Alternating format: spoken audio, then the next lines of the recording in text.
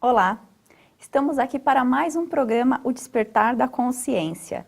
Eu sou Valéria Marques e estamos aqui na TV Mundo Maior, assim como na TVC de Três Lagoas e demais afiliadas. Hoje estamos iniciando o nosso segundo programa da série falando sobre os elementais do reino mental ao pré-humano. Hoje nosso programa vai falar sobre as principais vertentes do pensamento. E para elucidar melhor este tema para nós, aqui ao meu lado, Sebastião Camargo. Elementais, vertentes do pensamento, potenciais da mente, isso é muito confuso para mim, mas vamos, com a ajuda do telespectador, entender melhor o que significa isso. E tendo como veículo a TV Mundo Maior, TVC Canal 13 e as demais afiliadas, vai ficar muito fácil, muito simples.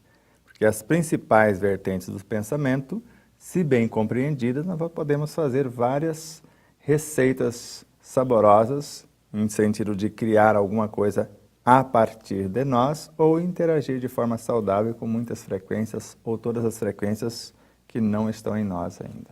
E aí eu não sei se esse comentário do Sebastião nos motiva ou nos deixa preocupados, né? Que é muito complexo, né? Se ele não sabe por onde começar e estamos aqui esperando, né? Aqui querendo beber na fonte desse conhecimento, então, Sebastião, o que você já pode trazer para a gente desse assunto? Evocar o próprio pensamento, ele é um ser, a mente também é um ser, assim como a vontade também é um ser, o espírito, o ser gerenciador de todos, sempre que quisermos compreender alguma coisa.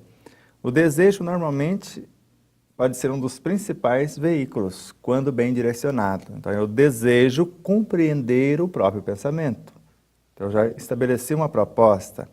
A partir daí, por esta alavanca que move os pensamentos, move os sentimentos, no dizer de Emmanuel, eu posso evocar um pensamento já existente ou gestar um pensamento que eu desejo levar a efeito. Quando eu compreendo essas principais vertentes, porque há muita confusão entre o pensamento e a própria mente, é como se fosse a mesma coisa. Entre a mente e a matéria mental, como se fosse sinônimos. A intenção, o resultado, etc. Por isso que nós vamos bem devagar fazendo, ou pelo menos intencionando fazer o algo, ou algo complexo ficar simples, já que o simples ficar complexo, nós já somos doutores nesse negócio. É verdade. Então, para iniciar aqui o nosso estudo, para trazer um pouco mais de esclarecimento sobre isso, convido você aí de casa para estar acompanhando no seu livro Despertar da Consciência do Átomo ao Anjo, na página 244 e 245. É muito complexo o significado da palavra pensamento, tendo em vista a faculdade de pensar, o objetivo desse ato e a consequência disso resultante. Na verdade, esse trecho é uma citação do livro Iluminação Interior, pela Joana de Ângeles. Então, Sebastião, ela já coloca que é muito complexo o significado da palavra pensamento. Então, como que a gente pode simplificar isso? Ela colocou mais duas coisas. Então, a faculdade de pensar. Sim, e o objetivo desse ato. E as consequências. E depois nós acrescentamos mais duas coisas. Então, a faculdade de pensar nós já vimos. A faculdade, o universo mental em si, a inteligência, a imaginação, a memória, o pensamento vai formar esta faculdade, essa universidade, onde vai ser levado a efeito o próprio pensamento. Eu posso gestar um pensamento nesse laboratório ou aperfeiçoar o já existente. A vontade como gerente desta faculdade e a consciência como gestora de todas. Se eu desejo, André Luiz agora em sinal verde. Se eu quero, eu penso. Porque na maioria das vezes somos pensados. Se eu pensar, eu ajo. Posso agir no meu próprio laboratório e interagir com incontáveis realidades. Se eu agir, eu atraio. Atraio seres do meu cenário para uma promoção, para essa construção, ou atraio seres de fora também para fazer parte do meu contexto. Se eu atrair, eu realizo, porque agora eu formo ou dou forma ao meu pensamento, transformo a junção desses pensamentos em ideias, as ideias em palavras e as palavras em ações. E esse atrair, eu posso atrair de todos os modos, né? Tanto um pensamento nobre, quanto algo também não muito bom para esse contexto, né? Vai depender, então, da dinâmica, de como eu me encontro para que eu esteja atraindo isso. Da frequência vibracional do mesmo. Leon Denis, na obra O Problema do Ser, do Destino e da Dor, ele fala que mediante a vibração de um pensamento, de uma palavra, hoje poderíamos acrescentar de uma ideia, de uma atitude, eu repulso tudo que for contrário e atraio tudo que for semelhante. Então, quando nós trazemos a intenção de gerar ou aprimorar um pensamento, por meio da alavanca dos desejos, então eu quero, eu desejo, eu crio um campo vibracional com aquela intenção, porque a intenção é o comando inicial. E a partir dessa intenção, eu vou estabelecer a qualificação do que eu estou pensando, porque eu posso desejar aprimorar um pensamento, aperfeiçoar uma emoção, mudar alguma coisa em mim. Então, esse sentimento, essa emoção, esse desejo, essa intenção vai dar qualidade ou qualificar o que eu vou pensar ou o que eu estou pensando. Então, quando eu crio esse padrão vibracional na faculdade de pensar, tudo que vier ao encontro vai vir por esse mecanismo de atração. Tudo que for contrário vai saindo do cenário como se fosse um mecanismo de repulsão, e é. Por isso, entendendo esses detalhes, esses primeiros passos, eu vou estabelecer o que eu vou criar. Pensar é criar, segundo Emmanuel. Imaginar é criar.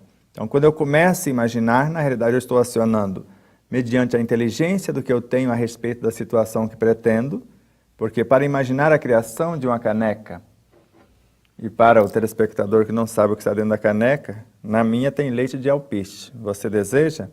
Se você deseja fazer o leite de alpiste, que é uma delícia, é alcalino, ele alivia, por exemplo, não vou falar que cura, porque a causa deve ser compreendida numa outra dimensão. Ele cura no caso de uma queimação no estômago, às vezes até o mau hálito, entre 2 e 3 dias. Mas para que eu pense em confeccionar esse leite, eu preciso saber. Eu preciso selecionar o alpiste e a comidazinha do passarinho mesmo. Eu vou deixá-lo imerso na água por 12 horas, depois vou dar mais uma lavadinha, vou colocar no liquidificador com um copo d'água mais ou menos, vou bater entre 1 minuto e meio, 2 minutos, numa velocidade bem potente, ele vai transformar-se em leite. Eu vou coar isso na peneirinha bem fininha. Se for a Neuza, ela faz todo um ritual. Então, várias peneirinhas, etc. Mas uma bem fininha. Vou colocando mais água até extrair todo o branquinho que estiver saindo dentro daquela fibra. Vou voltar para o liquidificador outra vez. Com 7 colheres de sopa de alpiste, você faz 1 litro de leite. Ele é nutritivo, ele acalma o seu universo físico, é um elemento, nós falamos, um antibiótico natural para desinfeccionar fígado, vesícula e etc. Uma infinidade de coisas. Depois você vai ficar sabendo quando você pesquisar. Mas para fazer isso eu preciso ter a inteligência do que eu vou fazer. Então, quando eu tenho essa inteligência, eu sei o que eu vou pensar. Agora, mediante o que eu pretendo nessa inteligência, porque eu vou colocar a inteligência em ação pelo mecanismo da imaginação. Eu imagino o resultado que eu quero naquele produto que eu pretendo. E baseado nesse resultado que eu estou imaginando, eu vou atraindo os elementos para o meu contexto. No caso, o elemento que nós vamos atrair em primeiro plano para a construção desse pensamento, a matéria-prima. Mas nós vamos ver isso depois mais detalhado na sequência. Isso, então até para já dar continuidade aí no que o Sebastião está trazendo para a gente, para melhor entender o pensamento, visualizamos inicialmente 5 vertentes. A inteligência, conforme você já está até trazendo para a gente, né? A matéria mental, o mecanismo, a intenção e o resultado. Definimos a primeira vertente do pensamento, a inteligência, como manifestação dos potenciais do espírito, a expressão de sua individualidade moral, as qualidades da consciência. Você já quer dar uma explanada para a gente sobre isso, Exato. Sebastião? Vamos por parte para não confundirmos, né, o telespectador.